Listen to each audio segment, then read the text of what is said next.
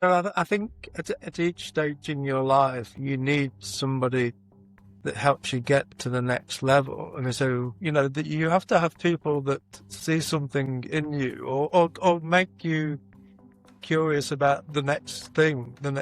So, and also that obviously there's setbacks along the way. You only form opinions and form a strategy by what you know. And if somebody tells you something that you didn't know, then you're bound to have a different opinion. We won a competition for a laboratory in Boston, and I still remember, winning the competition, going to Boston, spending the day with the client, getting back in the hire car to drive back to the airport, and turning on the car radio, and Led Zeppelin came on, and I thought, life doesn't get any better than this. But then that project only lasted for 2 years, and you've got to win the next one, and the next one, and the next one, and it's relentless. And that's why a lot of people aren't cut out for it. It never stops. Chris Williamson, I'm sure, needs no introduction, but of course he is at the moment RIBA president, and he's also the chairman and founder of Weston Williamson Architects. He is an incredible person, and we've met via some events that I've run. And he said, yes, of course, I will be your first interviewee for your podcast. He's very supportive, and I am very grateful for that. In fact, we conducted the interview at his home, and he was very warm and very generous in terms of what he shared. And it's very clear that he is a man on a very big mission. He has a calling and a huge, huge passion for architecture. And his working class background means that he's so relatable, and he is so determined to ensure that next-gen architects and really the wider built environment profession is open to all sorts of backgrounds coming into this industry, because that is what is going to make us a much better force for good. And so the conversation was very warm, very generous, and I can't wait for you to listen to it. What really struck me, what really resonated with me, was just this idea of remaining curious. And it's a very easy thing to say, but it's definitely a harder thing to do, especially as you climb the ranks and you build your business. And in Chris's case, building very successful, very large practice that is now operating globally, as well as leading and running his campaigns for the RIBA presidency. And when we spoke, he was approximately 100 days in. So there was a lot to talk about, and this is a man on a mission, and I wish him all the best. And I hope you enjoy the conversation. So if you had to pick one character trait that has really led you the furthest in your career and your life more generally, what would that character trait be? Interesting question. I think curiosity. I think being curious about things is the most important thing for me anyway. It gives you ability to keep learning and wanting to learn. And, I find the world a fascinating place. And I think for a number of reasons, being curious about people, about design, about everything. Because I think we tend to forget that everybody has a different opinion, a different way of looking at things, and being curious about why other people make different decisions. I think that's certainly what I think my biggest attribute is just being curious about the way other people think. And does that make you kind of hungrier to question things and to not just accept things as you see them? And, for your life things around you, for your career, for your workplace? Yeah, I think the reason for it is that when we're born, unlike most animals, we're not fully formed. It takes us many, many years before we form as characters. And you can see in kids, their characters start to appear when they're 3, 4, 5. but it's really only, when they're teenagers that they become fully formed characters. But if you're curious, you keep on learning. And, especially I think when you lead an architecture practice or anything, you have to realize that people aren't making different decisions and doing things differently just to irritate you. Even though it may feel like that It sometimes. does feel like that sometimes, but they're doing it genuinely because they think their way of doing it is better. And what I always try and say is, well, let's do it this way first, and then if you want to add something to it or look at an alternative, but don't just do it that way first. Let's explore this option. So I think the ability to have diverse thinking and accept that there's lots of different ways of looking at the same problem. And I've thought about this a lot, and I love reading about psychology and leadership and the way that you need to manage different kinds of people. So I think, and also the older you get, the more you start to analyze, how did I become the person that I am, and why am I like this? And I think you can only really do that looking backwards, really. And since I became RIBA president, and people were asking me, why do you want to do this? You then have to you have to ask yourself. The reason I can see now why I want to do it. What's led me to here. When you're in the middle of running a practice or whatever, you don't have time to think about why you've made those decisions often. You just have to make them. And if you're thinking about curiosity as one of your major attributes that's really carried you, where were some of the early forms of this curiosity playing out, in your childhood, in your home? Was there some influence from your parents or from early friends, or? I think so. I mean, I think my mum had to leave school when she was 14. She never had an education,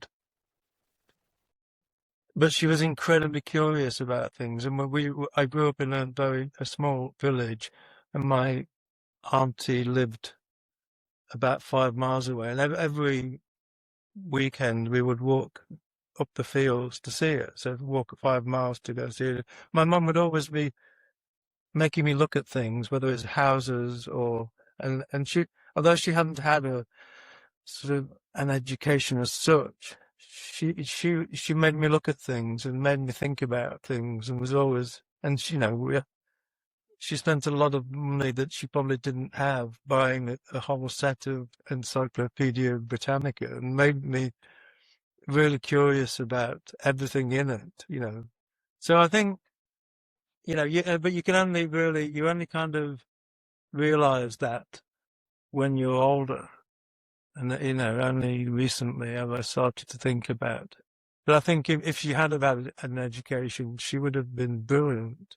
And there's lots of working class kids that would be brilliant if they had a better, if somebody found that spark.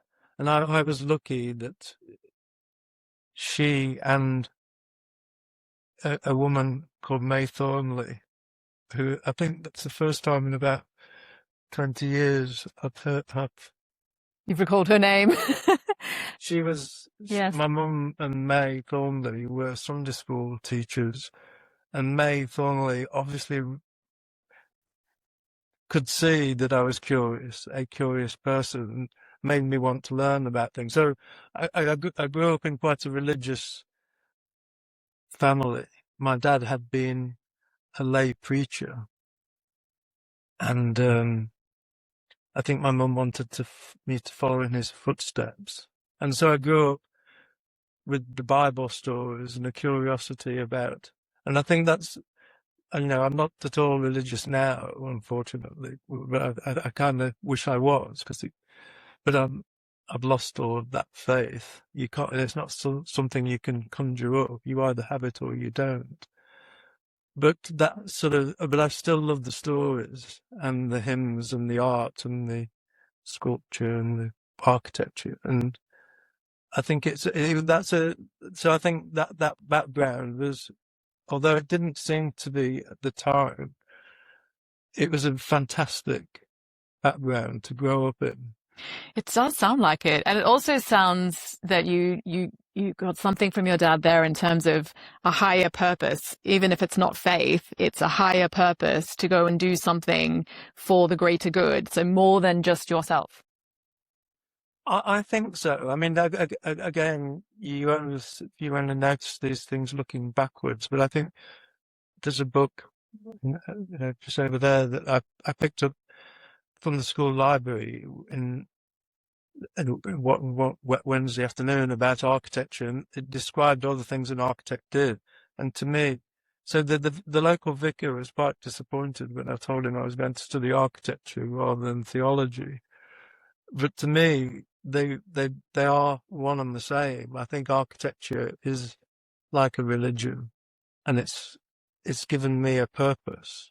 And I think it does. A lot of architects think like that. It becomes a vocation. It's something you think about the whole time, and it influences the chairs you buy, the way the way you live, as well as the making a living out of it. It gives you a reason to live and a purpose, I think. So it is quite similar. It is quite similar. I agree, but I also think there's an intention that certainly from myself going into architecture is that I'm going to make the world a better place. I'm going to create things that people use and experience, and that feels amazing to have that kind of impact.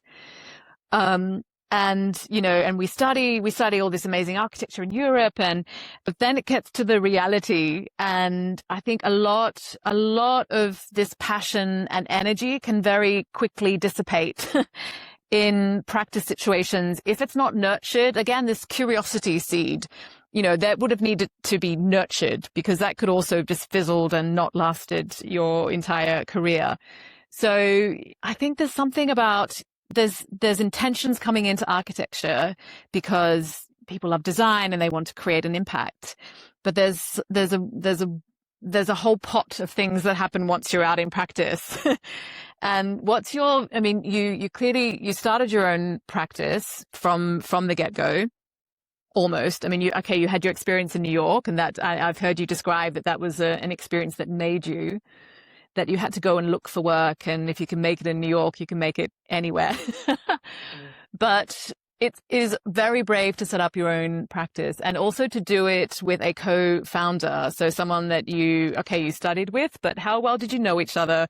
What were the intentions going into that practice? Well, I think at each stage in your life, you need somebody that helps you get to the next level. I mean, so May Thornley was one when I was sort of 7 or 8, and she could see that I was interested in things and just always gave me books to read and things to do, and she worked on the bus, and she gave me a coin collection. She just used to give me coins that people used to, and they were all from different parts of the world, and I've still got them all downstairs. And so she was one, and then the teachers at school, that you have to have people that see something in you, or make you curious about the next thing. So. And also obviously there's setbacks along the way. I mean, when I went to grammar school, you suddenly, from going from a small village school, you suddenly realise you're not as clever as you think. So you then Yes. That's a rude awakening, isn't it? You're starting again in a way. And also going to university, you think, well, this is another step up. So you can either, which I did, hide in my shell, which is my usual. You have to start again, and it takes you. Always takes me time to adapt to a new situation, because you think back, now I'm here. How do I do this?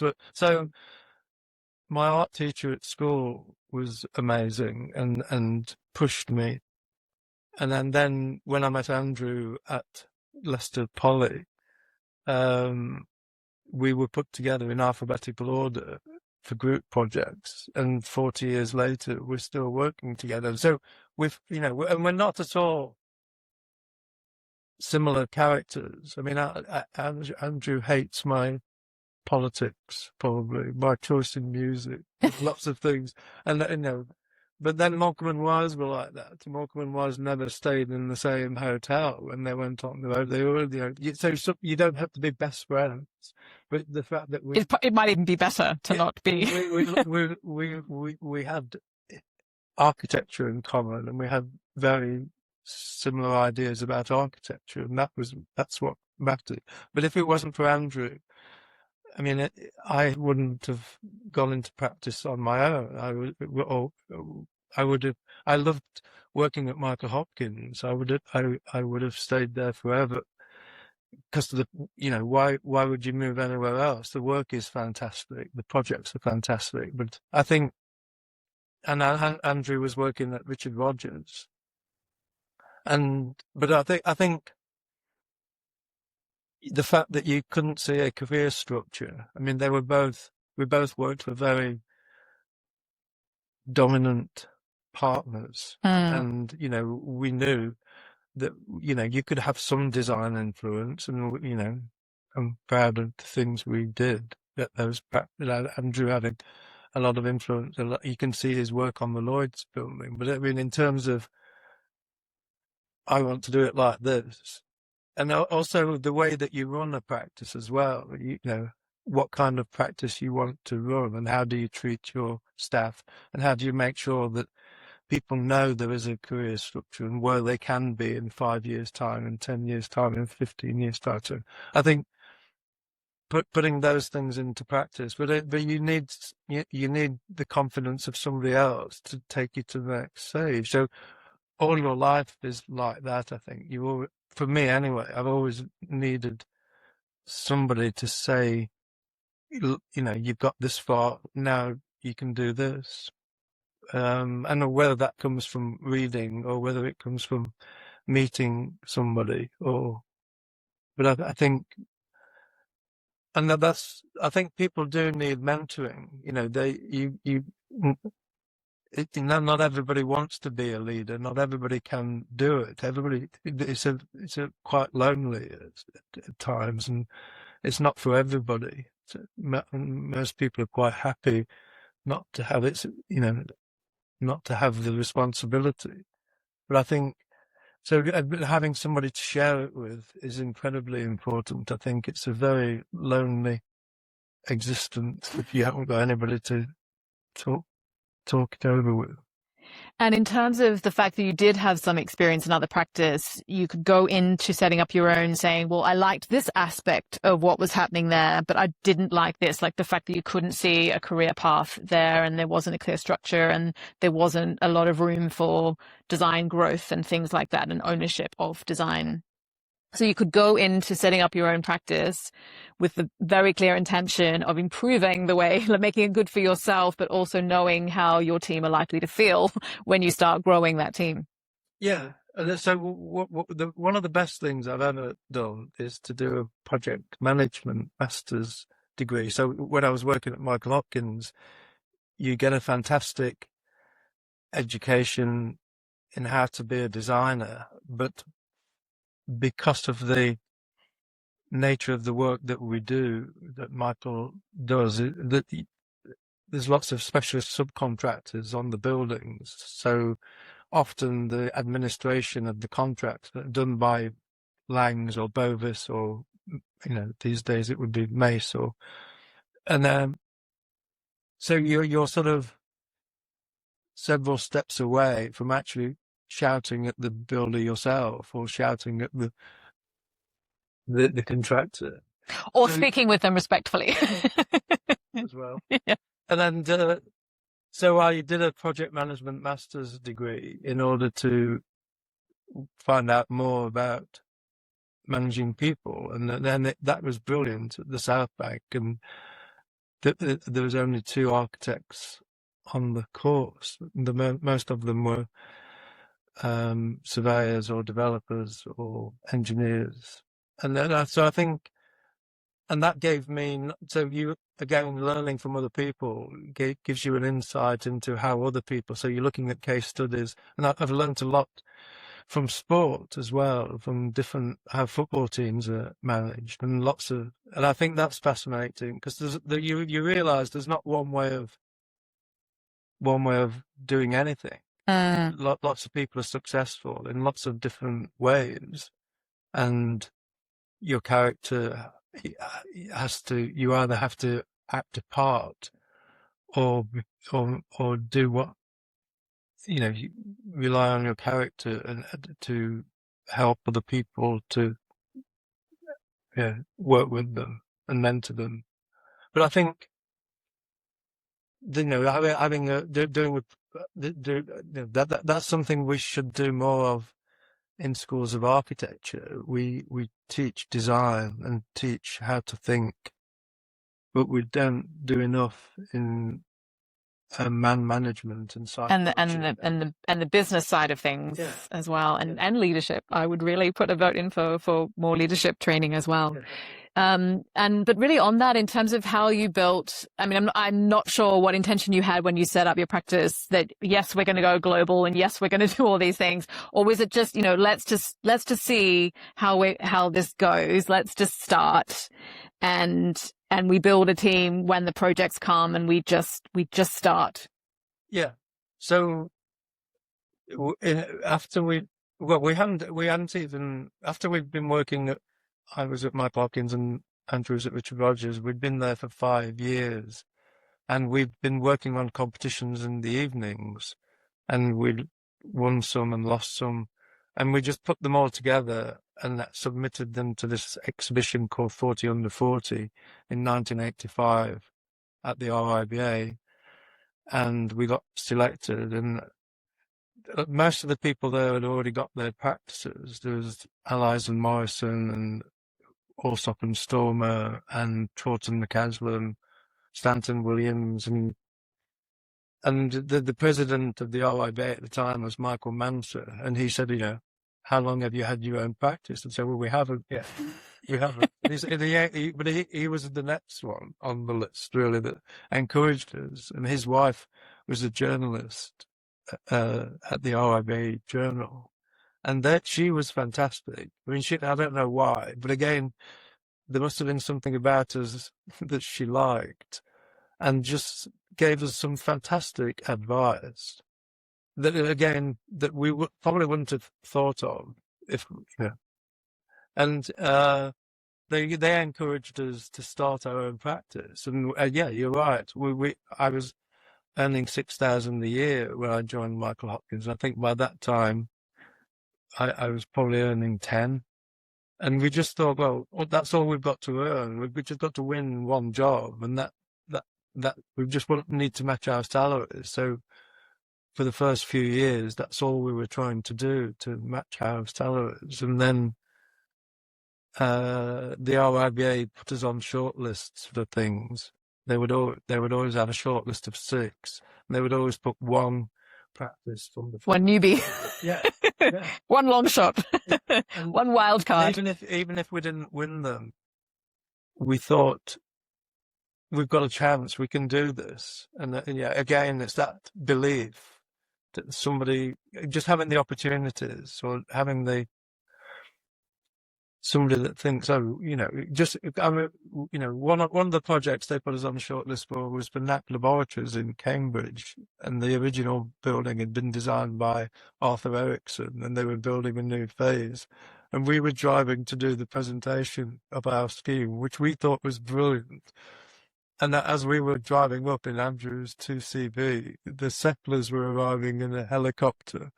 And we just thought, this is brilliant. The sense of optimism of actually presenting to these people. And Arthur Erickson won the second phase as well. So, because he designed the first one. It wasn't about the fact that, and I still love that. I mean, there's a model over there. I'm convinced I'm going to win it. One day you're going to build it. You're... But again, I'm hearing, so yes, you've got curiosity, and yes, you seem to be nudging and rubbing shoulders with some of the right people that see something in you, but you're also listening to their advice. You're not just being this person who's breezing through these circles and not taking, you're not you are absorbing things, So yeah. And there's this curiosity about, but at some point I will navigate my way through that. So I'm just going to step into it anyway. My career hasn't been at all like I envisaged it. I never thought that I would be specialised in transport projects, but one of the next competitions we did was for the Port of Tilbury, who were, again, we were on a short list of 6, and we actually won it. We got the planning permission, we did all the working drawings, and then the 1989 crash came, and more or less overnight, they said it's not viable. The interest rates have gone up. We can't get the rents that we need.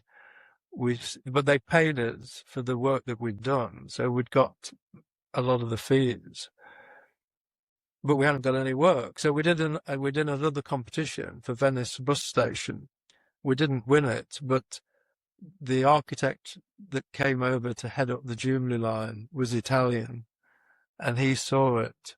And because it was a transport project, he put us on the short list for London Bridge Station, and we won that. So having won that, we then got a lot of repeat business for the similar sorts of projects, and it's led to work in Australia and Canada and the Middle East. So it's been fantastic, and I've enjoyed every minute of it, but it's not been at all what I imagined. But I think I've always been a great believer in having a 5-year plan, and that's something that Josie Manser told us. You've got to have a 5-year plan, and you say, well, as an architect, we don't know what kind of projects, what opportunities we're going to get. So she said, it doesn't matter. You can dream up your own projects.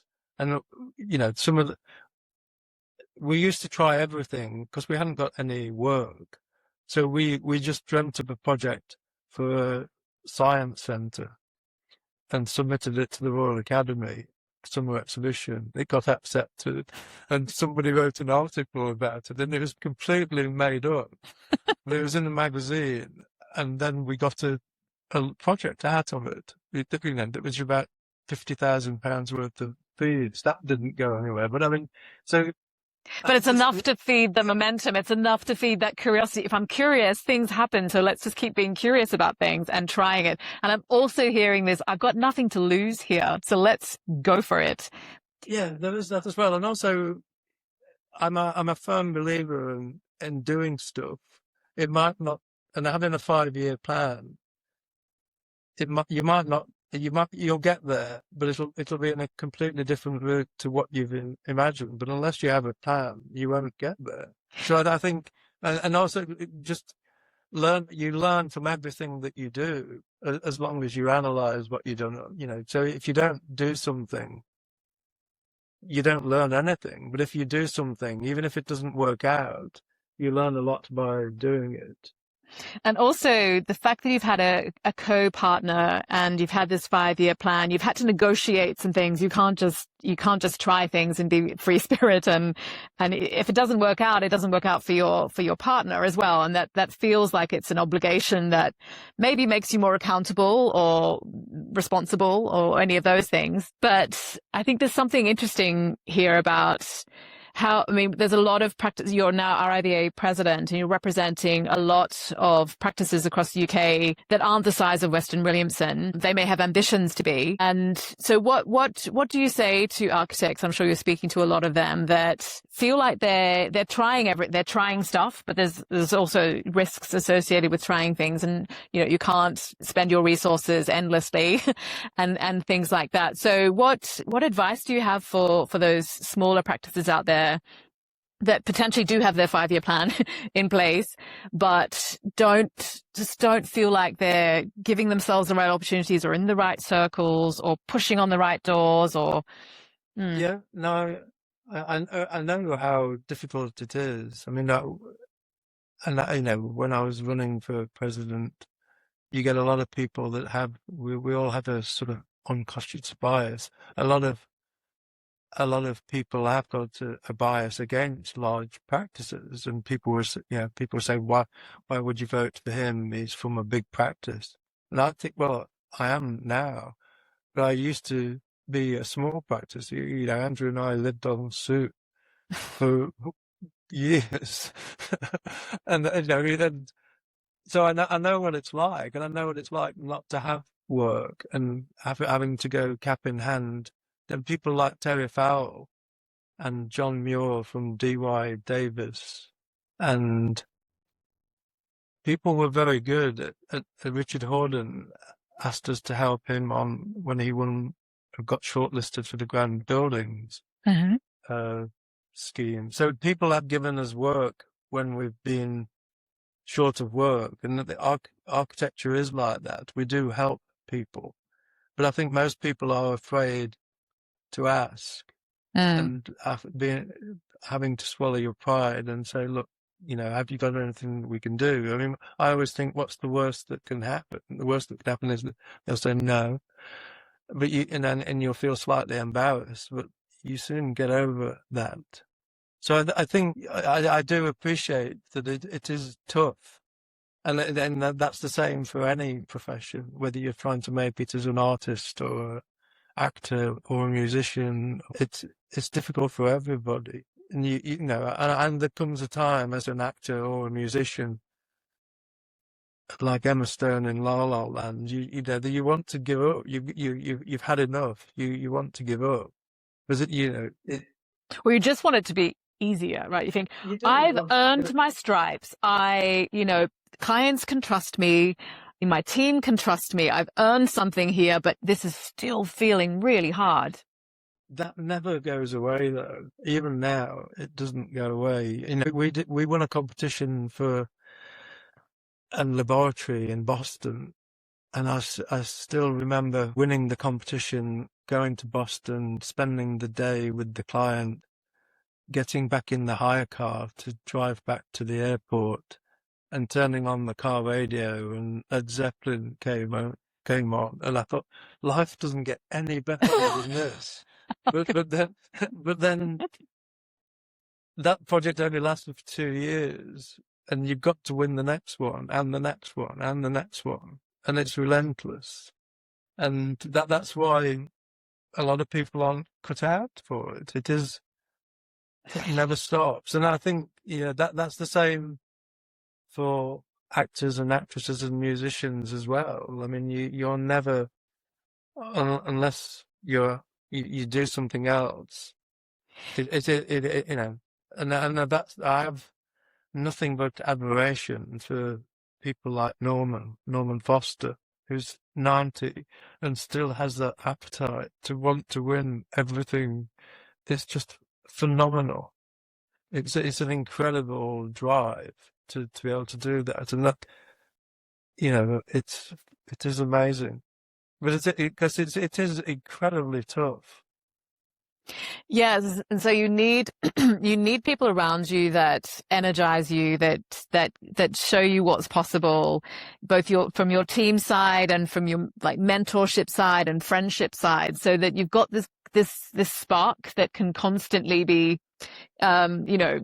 fed, if you like, in terms of, okay, but there's a blockage here, but what if you could just get around the corner, or if you get across the street, what might the view look like from over there? But some days it's just, like the requirements to get in new work, the willingness that you want to work on the design, but actually you've got to do the business side of things because, that needs to be done, and it doesn't go away. So again, I'm coming back to some of the character traits that help you have the energy to show up when you need to show up, to have the difficult conversations, to step in and ask for things when you need to. Yeah, but also that responsibility. I think I'm enjoying my time more now than I have done for ages, because when the practice was sort of 50 or 60 people strong, that was probably the most difficult time, I think, because everybody, people that have just got married, just had kids, just put their mum in a care home or whatever, and you've got to win the work. You feel more responsible for them than you do for yourself. And there's been times when we haven't paid ourselves in order to pay everybody else. And then but looking back, that was the most stressful time, when the practice is big enough that you know everybody. But but not big enough that you can walk away from anything. You've got to have your fingers on the pulse on everything. Yeah. And then having people now that look after the finance and look after the wage bill. Thank you very much. I found that incredibly stressful. And I think that's the same with most entrepreneurs and most business people. And I still walk around the city and just think it's phenomenal that people do this, because we've developed our own offices twice, and the stress of building something, borrowing the money to build something, and again, that's not for everybody. It is very stressful. But I think, your podcasts are about courageous leadership, and I don't think you can have leadership without being courageous. The two go hand in hand.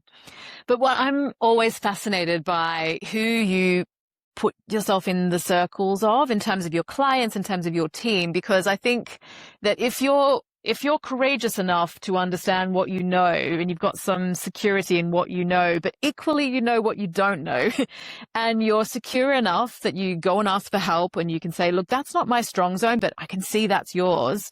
Let's come together. But that takes a certain type of courage, doesn't it, to kind of admit where some of the fault lines are. But equally, you can be then quite firm about, well, these are my strong zones. So, that let's balance each other out here. Yeah, I think having not taking yourself too seriously, or at least knowing what you're being honest about your strengths and weaknesses is vital. Because anybody that thinks they know it all is bonkers. And it's really not very fun to be around either, right? And they don't. I mean, they just know. And some people, believe that they do know it all, but they don't. But that sense of belief leads them to do what they do, which works for them, probably. But I think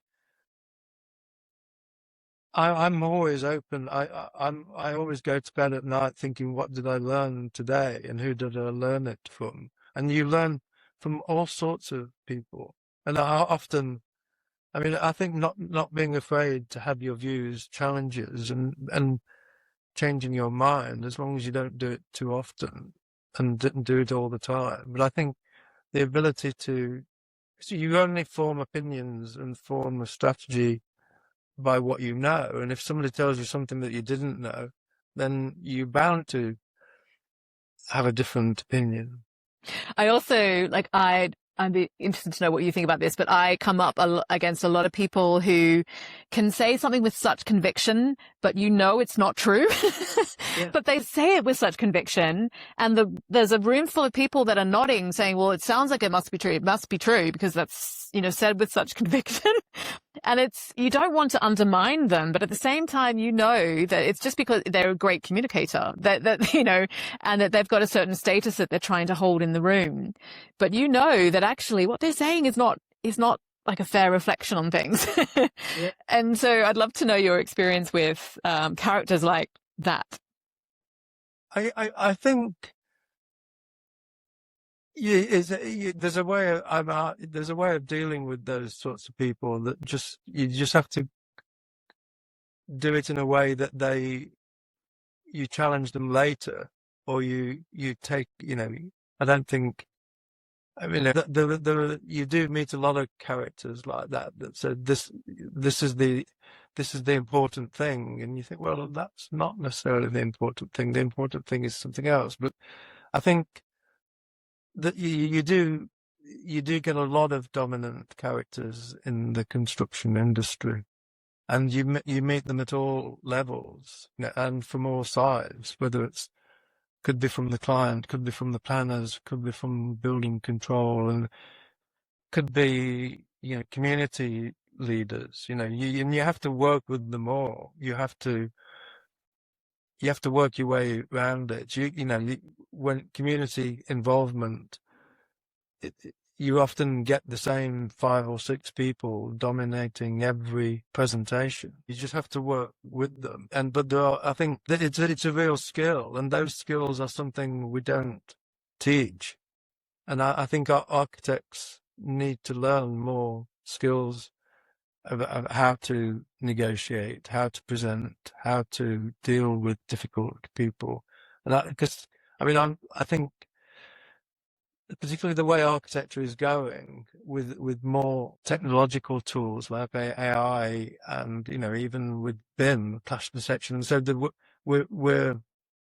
we need those softer skills as well as the technical skills, because otherwise there won't be a need for architects. We need to be more empathetic and learn to, be able to formulate an argument and a position in order to ensure the design is as good as it can be. I think a lot of the client satisfaction surveys that RIBA does, everybody likes our designs. There's a sort of 80% satisfaction rating with the way that architects design, but when it comes to management and listening to what the client wants and taking care of the client and holding their hand throughout the process, that falls dramatically. And I think we've got to get better at that. So that's one of the things I want to do, is to revamp our lifelong learning to ensure that we can specialize a bit more. I think we still have this idea, which stems from Christopher Wren, where we're the master builder and we have to do everything, rather than being able to stress our specialisms and allow people to do what they're good at and utilize people's skills as part of a team, rather than trying to make all architects the same. And so you came into the presidency with, that was your big mantra about lifelong learning. So how is that being received, and how is that going in terms of, you're only early days into the presidency, so but this is my 5th month. Not counting at all. 17 to go. But so far, I'm pleasantly surprised that a lot of the things that I said I wanted to do are already being worked on. But I just need to install more of a sense of urgency and get them done. And so there are, some days I feel like I'm really making a difference, and then other days I think, my 2 years is just going to go, and I won't. But I think at the moment I'm really optimistic about getting things done, and there's some fantastic people at the RIBA, and I think I already have made some inroads into, setting a new direction and to get some important things done. And obviously one of the things that's very important to you at the moment is the title architect, and the fact that it doesn't come with a protection of function. That's something you've been very vocal on, and you've taken a very strong stance on this now. And I can appreciate that there's some criticism towards you in terms of, well, you're in a privileged position, so you can decide whether you're called an architect or not, because everybody knows you're an architect and you are the president of the Institute of Architects. So therefore you're in a position that potentially some others, certainly others are not. But I liken this to like a sportsman or woman who is often criticized for either not taking enough of a stance or taking too much of a stance using their position. But you've taken on the presidency role to make a difference, and this is one of the particular things you're focused on. So in terms of this campaign now, what's the plan, and how? This is certainly a sacrifice for you in terms of this campaign that you're running. It is actually. So I'm doing this competition at the moment, and I having given up the title of architect, I won't be able to enter the competition on my own because it's for registered architects. So that in itself, I mean, so I did this partly so that a sole practitioner in Colchester doesn't have to, and it doesn't. If I'd have done it a year ago when I wasn't the RIBA president, nobody would have taken any notice. But I wanted to do something in the first 100 days that actually made a difference, and gets people talking about some critical issues. I thought that would be, first of all, it was going to be lifelong learning. I set up the President's Advisory Group with some fantastic people on that, to get them involved in the RIBA that normally wouldn't be involved, the best in the profession, the best in the construction industry. So I'd already started to do a number of things, and then it was partly because I handed out 300 certificates to new graduates, the people that had done the RIBA Part 3 course, and 300 photographs later, 300 handshakes later, met their parents, and we were talking about starting their career and talking about the difference between the ARB and an architect, and now that my son or daughter's got their Part 3, what difference would it make? I just thought, this is something I've got to do for them, not for me. It's just bonkers that you can call yourself an architect, that you haven't got any regulation of function. So it's actually probably the wrong way round. It's a nice dinner party conversation to say I'm an architect, but it doesn't actually mean anything if anybody can do what you do. And I'm not at all protectionist. I mean, I don't want to make everybody have to use an architect for everything, because somebody like Thomas Heatherwick isn't an architect, and he's done fantastic stuff. I think anybody that wants to commission somebody to design something that's going to be brilliant should be able to do that. But when it comes to safety and ethics and competence, there's certain things that you need to be able to do as an architect, and that should be regulated, not just the title. So when I mentioned it to a few people, I just thought, now that I'm the president, that's something I can do. And it's something I can do within the first 100 days. And I spoke to people, and nobody said it was bonkers. They said it was brave, of course, but they didn't necessarily say, don't do that, don't do that. When I mentioned that, there was the 5 presidents meeting of the presidents of Ireland, Scotland, Wales, and I mentioned it to them, and I thought they would say you can't do that, don't rock the boat, and then I mentioned it to a few people at the RIBA, and nobody said, and then people actually said, yeah, so when are you going to do it? And if you are going to do it, then we'll do a press release, and we'll do this, and we'll have a program, and we'll start. And before I knew it, I couldn't change my mind anyway, even if I wanted to. Best laid plans and all of that. So it has, and I would say it's been sort of 95% positive support, but there are people that think, right, and that's what we have to develop a plan in more detail of what those reserved matters are and who does what, and work with the other institutes to make sure that it's not, they can see that it's not just about protectionism for architects, but it's about having the right people to do the right things within the construction industry. And also that it's not just an RIBA move in terms of, well, you're going to need to come in and be a member here in order to be protected or anything, because clearly that's a whole other level. But really, what does represent the most ideal outcome? So the 3 strands to my campaign. So my initial campaign was purely going to be on education, about lifelong learning, and various people said you can't have a single issue campaign they never work. You've got to have a campaign that brings lots of people. So just having one campaign focused on education, but I think education is vital. We need to get better at what we do and be able to prove, to demonstrate people we're better.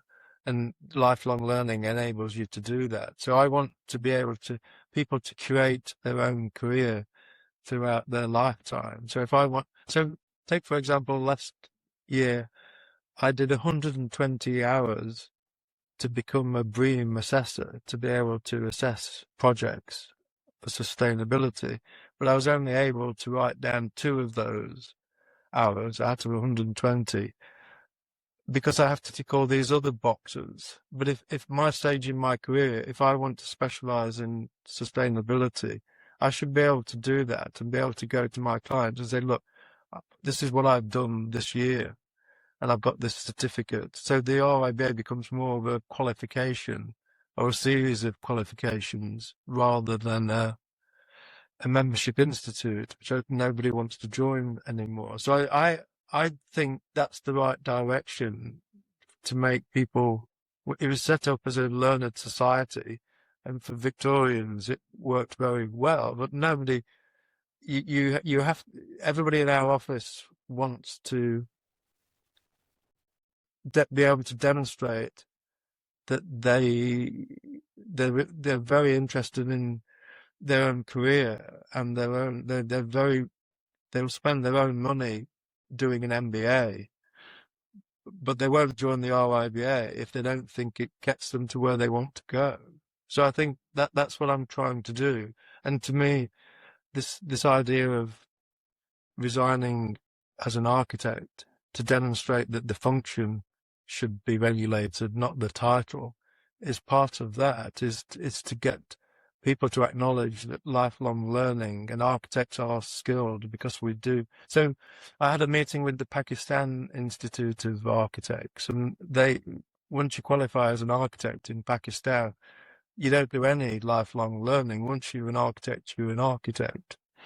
So being able to collaborate with them, and so we can help them with their lifelong learning, will help improve their profession as well. So I think we can do that around the world. So that's what I'm trying to do, is to ensure that we develop skills in people. And I think the kind of skills we need to do. So my career, learning about leadership and learning about, because I kind of miss designing and miss, working on projects. And you find in a career that you have to do things you might not necessarily want to do, but if you're curious, you learn to enjoy them. But I think being able to curate your career as you go through, rather than making everybody the same, is really important. But we still tend to think we're all Christopher Wren and we're the master builder. But also this chimes into also opening up different avenues for coming into the profession at different stages of your life. Because imagine if you have more architects who have had like a life experience in another industry or whatever, and different parts of the world, and they're bringing that expertise to the table here in the UK, or they're exporting that elsewhere beyond the UK. That's what we need. That is what we need. So we need different routes in, but equally this acceptance that having different backgrounds and different opinions and different ways of approaching something is exactly what this industry needs. But there is just this lack of willingness to be open to that. I think so. I mean, the Royal Institute of Chartered Surveyors has about 14 different types of surveyors. We have one kind of architect, and I think that's wrong. I've always liked the advertising industry, where you have a client team, a creative team that does all the design, the words, the graphics, the campaign, and then you have an accounts team that looks after the client and the money, make sure that things are done on time, because they're different parts of the brain, and not everybody can do both. And I think we tend to try and make architects, partly because in the UK, most people end up as a sole practitioner or in a small firm. So you need to be able to do everything. But there's not many people that can do everything really, really well. You're either a brilliant designer or you're a great manager or you're great at making things happen. But to have skills, to have all of those skills together is very rare, I think. So I think, and then I think finding the right role for people within a studio is really important. And I've had more enjoyment, or I won't say more, as much enjoyment about running an office and watching people grow in it as I have from the actual designs, because unless you enjoy that side of it, particularly on the projects that I've done, designing Paddington Station takes about 9 months, and then you have to, you've still got another 7 years to go to actually get it built. So you've got to really enjoy all the different aspects of a project, not just the design side. And how has it been for you to see that, yes, there's a messaging now with presidency and you've seen your practice grow and you're now based around the world? I think I certainly have lots of conversations with architects about, I'm not sure that my skills here are transferable overseas. Of course they are, but there's this trepidation around that, or I can't necessarily easily move sectors. Yes, you can. Yes, you can. We need that because actually with your transport expertise coming in and looking at some housing issues, we need some of the systems thinking in there. Yes, come on and do, but we have these like sections off in like these silos that are happening, both in terms of, working locally versus working globally, working in sectors. What's your view on how to help people realize that they should be molding themselves and moving and looking elsewhere in terms of different sectors and different experiences? I think it's certainly a lot easier to work abroad, to go initially with a specialism rather than, there are lots of good architects in America and in Australia, and so it's difficult to turn up and say I'm an architect, but it's easier to turn up and say I'm a specialist in transport, and we've done this. Mm-hmm. But then once you're there, to look at other alternatives as well, look at other kinds of projects. But there is, there are people in our office that, once you've learned all the regulations for Paddington Station and what you need to do, that's incredibly valuable. But they often want to do something different afterwards. They don't want to work on the same project again. And same with housing. Housing is incredibly complicated, getting the right mix of units and still making the project look interesting. So I think, and also the requirements these days are so onerous in terms of all the statements and design and access statements, environmental statements, sustainability statements, but you need to get the projects done. You actually do have specialisms, but I think you should be able to move within that as well and do something different, as long as you're curious at doing it. We've never found that a problem. I think if you can design, that's a way of thinking. It doesn't limit you to designing one thing. It limits it opens up possibilities of designing lots of different things. And again, with this, lots of clients don't understand that. Yes. But this also plays into the lifelong learning aspect, because if you feel as though you've learned what needs to be learned for a transport project, and therefore you don't need to step outside of transport and do something else, potentially that's what you want to do, that's fine. But a lot of architects, they want this design challenge, they want something brand new, a fresh approach to things, because that keeps their creativity alive. But again, that does play into this lifelong learning, because if you've had some experience in a certain sector, to then want to go and translate that somewhere else. You're going to need to learn new skills, but obviously not just abandon everything that you've learned up until that point, but you're just applying it in a different way. Yes. But I think both are healthy. I mean, some people do. I mean, I know from the 200 odd people in our office, a lot of them like working on the same project, and they want to know what's next, what's the next similar project they're going to work on. Other people want to do something completely different, and often they want to work in different countries as well. So, and have different challenges. So not everybody is the same, and that's part of trying to keep everybody happy and utilize their strengths. So, and I often, so you have to. That's part of growing with them, and working with them and allowing them to have the career that they want, not the career that you want them to have. And all that goes for people on maternity or paternity leave coming back and wanting to pick up their career. But I think part of the lifelong learning is you should be able to come back better having had a break than if you're continually and I'm for so long. Exactly. I'm a big fan of that, and having had 2 maternity leaves, both full years, you come back in with such a fresh perspective. Yeah. No, and I recall like sitting in these meetings and everyone's just chatting like this, the conversation's going round and round in circles. And I'm thinking, if you've got any idea what it's taken for me to get to this room and to have this hour here, and you guys are just talking around in circles, let's make something happen. Look how expensive this meeting is. If you really added up what this is costing us, let's make something happen. And I recall just having such a strong perspective that I knew that everyone else who's just been working just doesn't have that same clarity or that same urgency, because I've had that time away and I'm hungry. I'm coming back in. Yeah. And I do think that a lot of practices need to appreciate that women come back in with a really different perspective on life.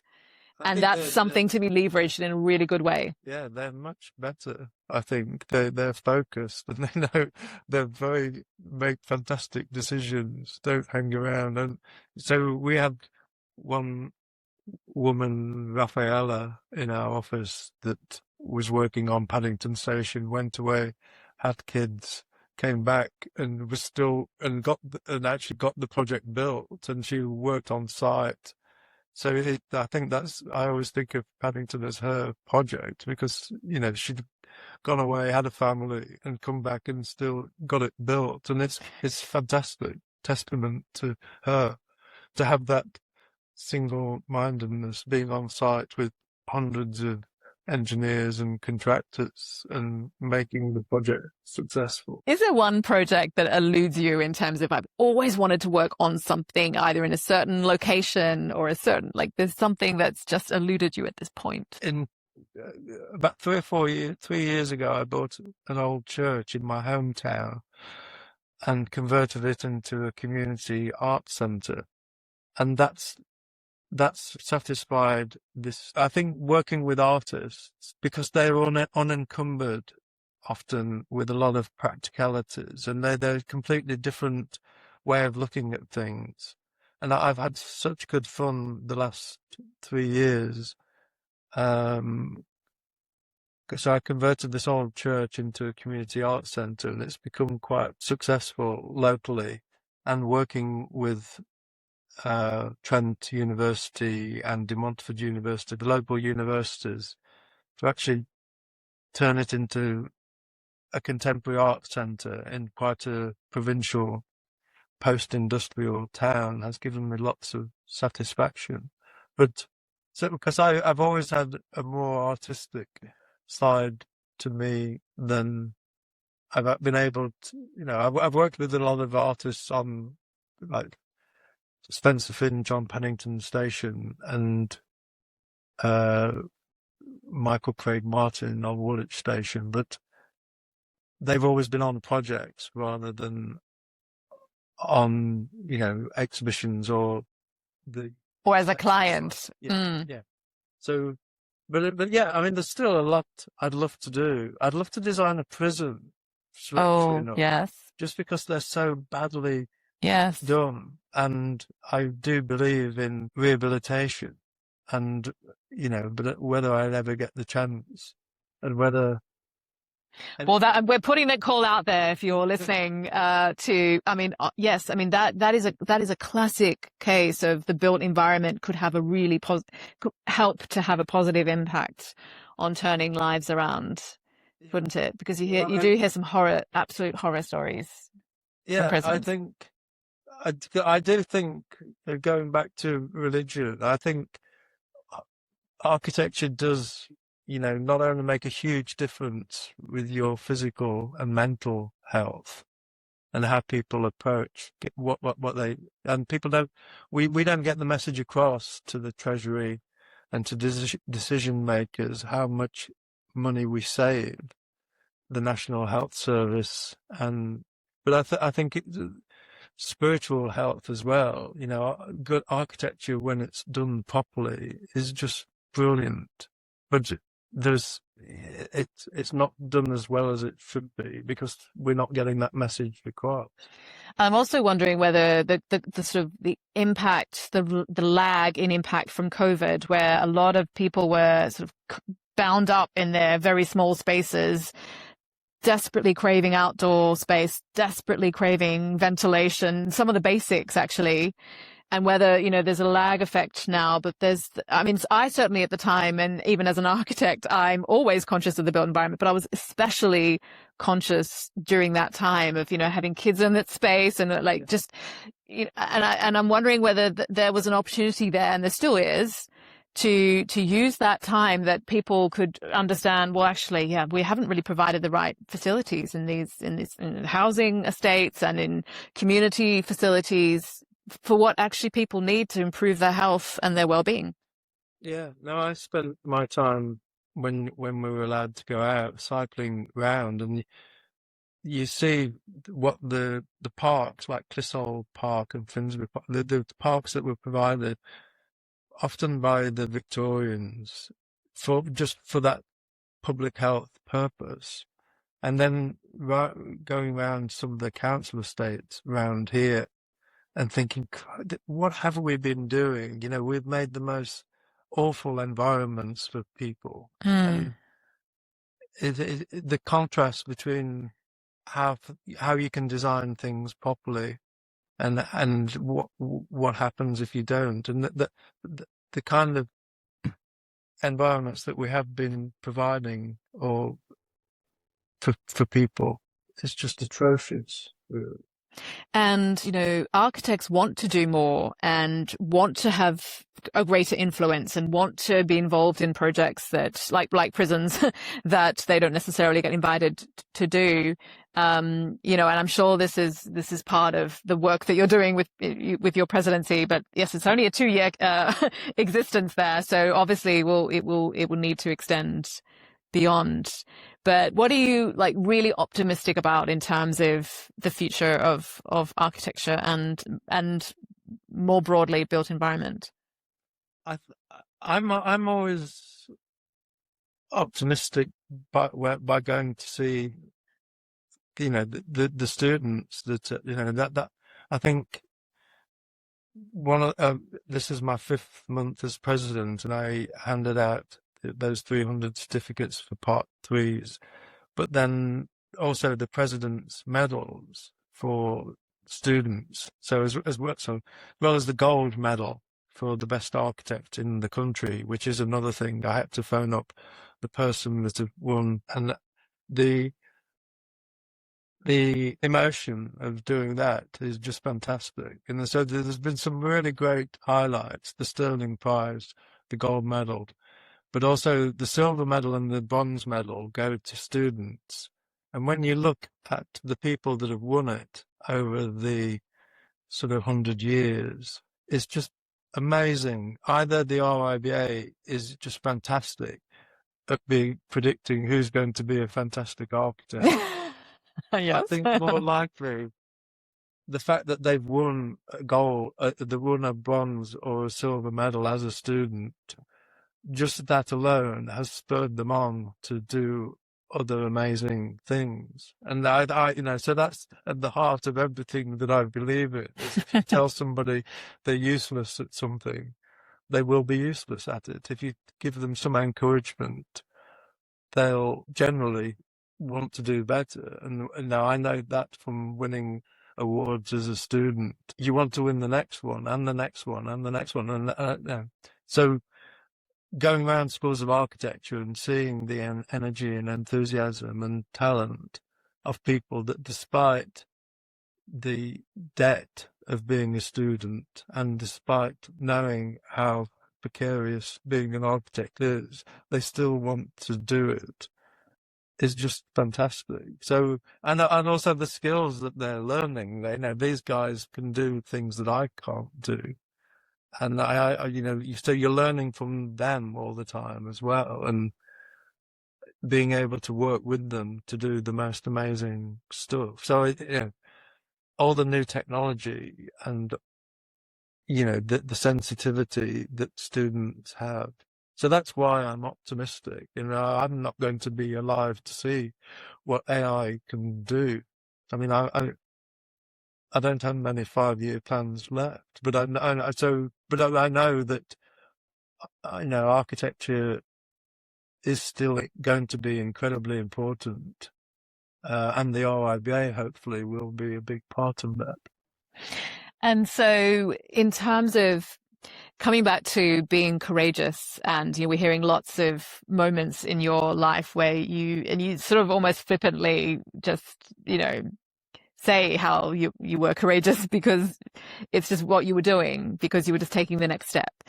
But if you had to kind of just pull out one kind of insight that maybe someone had shared with you that has really kind of helped steer you to be more courageous throughout your career, what would that insight be? I think,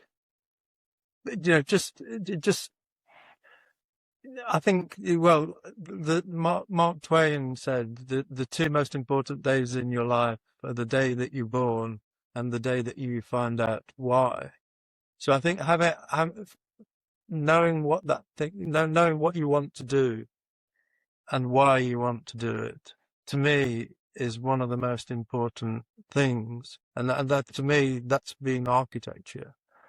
And once you know that, you can then be incredibly courageous, and because you're doing the right thing. And it also helps, Simon, I'm a big fan of Simon Sinek, and that whole thing about people like you or choose you because of why you do something rather than what you do or how you do it. Everybody does things differently, but why you're passionate about something, I think people do relate to that. And it's you always read books by people that have made it. You very seldom read books by people that haven't. But not everybody can do what they want, and you have to you owe it to yourself to have a go. And if you certainly won't be successful if you're not passionate about something. And that passion drives the energy. And there's something really contagious about having a certain kind of energy around you, because when you're curious about things and when you're interested in someone, you're more likely to bring in the right people around you, aren't you? Because people want to be around people that've got some positivity about them, that are optimistic, that are listening, are curious, open-minded, potentially. I mean, this enables you to be like a magnet to draw the right people and the opportunities to you. Yeah, and also pass that passion on to somebody else who then might be, they might be fulfill your ambitions, or I think it's not about I think looking at the people that have joined our practice and then either stayed and had amazing careers with us or going elsewhere, and there's people that came to our office and I've interviewed them, and they've gone to Australia to work, and they've had a family and they've had a fantastic career. It gives me a lot of satisfaction. You know, I think that's, you know, you can't just get enjoyment from what you've done. You have to get enjoyment from watching what other people do as well. Because almost it, like you said it towards the beginning there, that sometimes it's kind of easier to want to do something for somebody else than it is for yourself, isn't it? Yeah, sometimes, yeah. I mean, and then sometimes other people have got more ambition than you have, and you know, or more skills to be able to do what you want to do.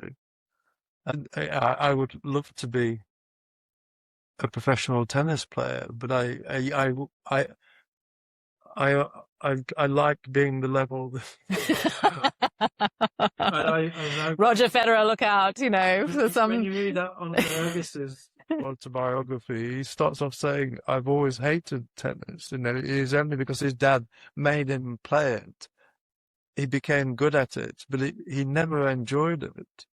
He just was really good at it, and he hated what it did to his body and what it did to him mentally, and but you need that passion in order to be good at it. But you know, when he started going out with Brooke Shields, he went from number 1 in the world to 150.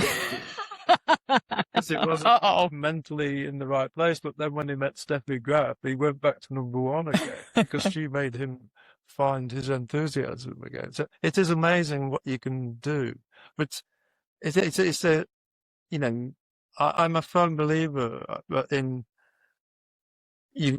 effort, and that goes for everything. I mean, the tennis club I played with, the guy that we play on a Saturday night. There's Sunday night. There's a bunch of architects, and everybody plays the tennis in exactly the same way as they design. There's a Okay. guy, without naming names, there's a guy who runs one of the biggest architecture practices in the country, and he's incredibly measured. He knows exactly where to put the ball and concentrates on strategy. And there's one guy who was won the Young Architect of the Year award sort of 40 years ago, and he's incredibly creative. He's in his architecture, he's always trying to get planning permission for things that are too outrageous. And it's the same on the tennis pitch, tennis court. He tries things that he shouldn't do and gets annoyed with himself. And how are you on how would you describe yourself on the tennis court then? Incredibly enthusiastic, enjoys every minute of it. Not a lot of talent, but a lot of enthusiasm. And see, that gets you through. Yeah, it does. It does. And I think, I mean, the thing that annoys me most in life is talented people that don't work hard. And you get hardworking people that haven't, you know, because there are certain skills.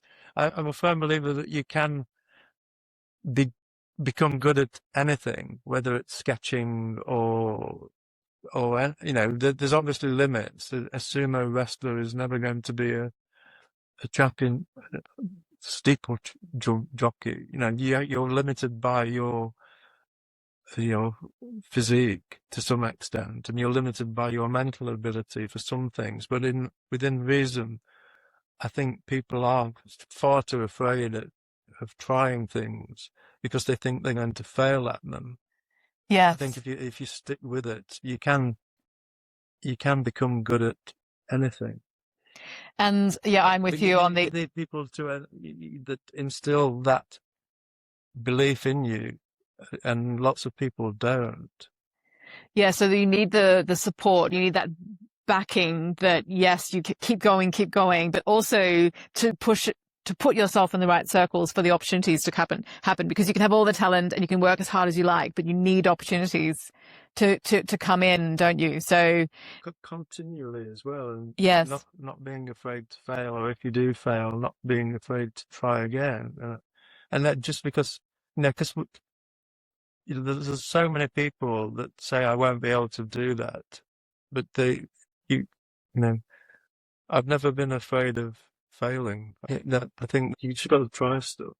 And again, that's part of you not taking yourself too seriously, like you were saying, and being quite secure in what you know and what you don't know. And therefore, I'm going to learn from this, and I'm going to put myself in a different situation so that next time it's going to be better. Yeah. I mean, so Michael Hopkins, while I was there, he started working for, we won the Lord's Cricket Ground competition. And that brought him into a different circle of clients. So he then was working for doing the Portcullis House, the House of Parliament. And I remember him saying, I wish I'd have known when I was your age that I know as much as these people do. You always tend to think that people like politicians and professors and people with titles know more than you do, but it's only when you meet them that you realize that they've just had a bit more experience than you have. They're not any cleverer. Some of them are, but the majority aren't, or they're clever at one thing. But in the main, given the opportunity, but we don't encourage people and give them those opportunities. And once we do, we suddenly find they're better than we are. Well, that's a beautiful way to end. Thank you so much for this conversation. There's so many nuggets in here, and I'm looking forward to following the rest of your presidency. I know I can hear the optimism you have. I can hear the energy, and I'm really looking forward to seeing you make the impact that I know that you will. So thank you. I think part of it is looking at who's going to do it next, and encouraging people, by example or by thinking, I could do better than he can. That's another Come follow. So I know 2 years is going to fly by, and the person that comes next will hopefully find something that I've done to build on. Exactly, because it just sort of feels a bit reckless to have 2 years and then change, and like a change of tact every 2 years. Yeah. Whereas if someone could come and build upon what you're doing, that would clearly be. Well, yeah. Yes. Thank you. That's a wrap. This podcast is brought to you by the Courageous Leaders app. This app is designed to get you to lead with clarity, be highly valued, and build your impact. It's for leaders who've outgrown the way things have always been done, for next-gen leaders who know that there is a more effective, more courageous way to lead. And they just need a framework, and they need the tools and the tips and the strategies from somebody who has been through it and somebody who has researched leaders who have done big, bold, courageous things. And why is this different? This gives you tangible tools and strategies that you can apply immediately, no matter what stage of the project you are on or what sector, what scale. It feels as though you've got an expert leader in your corner, and you can make this fit your schedule. I've had very busy leaders go through my program, and they're amazed that they had time to do it, and the actions and the things that changed around them as a result. So I can't wait for you to check it out for yourself. Look at the links below and start today.